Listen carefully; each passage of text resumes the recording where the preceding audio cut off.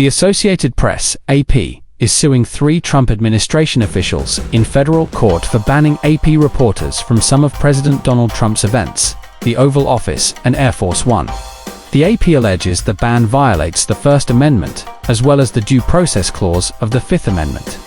The suit names 3 defendants: Trump White House Chief of Staff, Susie Wiles, Press Secretary Karoline Leavitt, and Deputy Chief of Staff Taylor Budowich.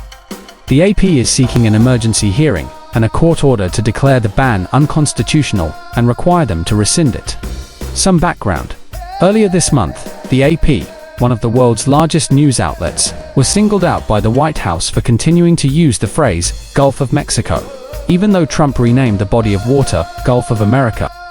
Other countries do not recognize the new name, and the AP is a global news outlet with customers all around the world, so its stories, an influential style book, are still referring to the Gulf of Mexico, while also acknowledging Trump's decree.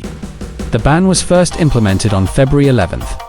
Top AP editors immediately described it as a First Amendment violation, but tried to resolve the dispute behind the scenes before resorting to legal action.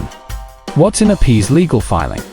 The White House has ordered its journalists to use certain words in its coverage, or else face an indefinite denial of access. The AP's lawyers wrote in the complaint, "The press and all people in the United States have the right to choose their own words and not be retaliated against by the government. The Constitution does not allow the government to control speech. Allowing such government control and retaliation to stand is a threat to every American's freedom," they added. Leavitt responds. Leavitt sidestepped questions about the conflict at the Conservative Political Action Conference on Friday, saying she had just learned of the suit on her drive over for an onstage interview. "We'll see them in court," the press secretary said, acknowledging she'd been personally named in the complaint.